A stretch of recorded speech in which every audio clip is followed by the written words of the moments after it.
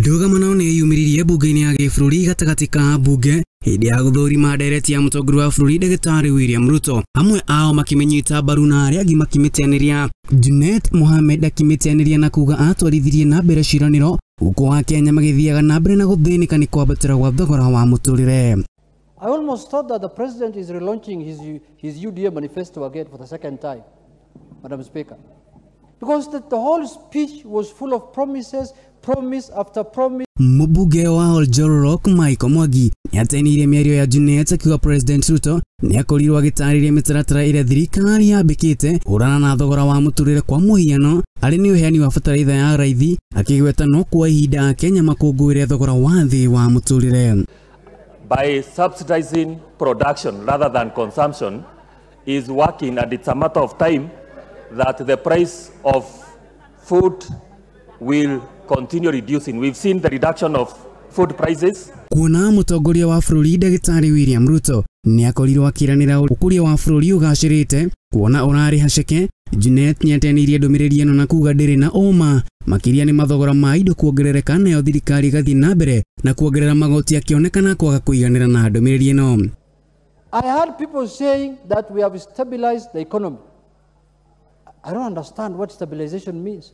When people are suffering, the cost of living is high, the cost of food is high. Akimitetera mbunge wa Nandi Cynthia Jepkoskei akorirwo agitariria uria ekonomi ya bururi ikurite kuma gicunji kia 4.5 mwaka-ini muhituku naguo mwaka-ini uyu wa 2023 ikarugamira gicunji kia 5.5 ikionekana kuongerereka. Honorable Speaker, in 2022 when we were campaigning, the GDP of this country, Honorable Speaker, was 4.8.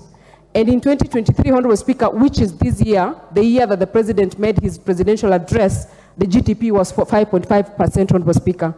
Atandi Samuel mbunge wa Rego Songo akorirwo akiuga mutongoria wa bururi Dagitari William Ruto ni ahenirie akenya kuhetukira kumerera ati kweherio wa subsidy mathogora-ini ma maguta ni mateithiririe kugacirithia ukuria. Akiuga undu uyu nduri na uma guku akinyitwo mbaru ni Timothy Wanyonyi uria uteanirie miario ya president igimainyi na ugacirithia wa kigina kia Hustler Fund.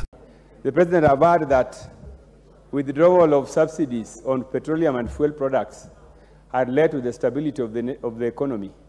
Madam Speaker, this is dishonesty of the highest order.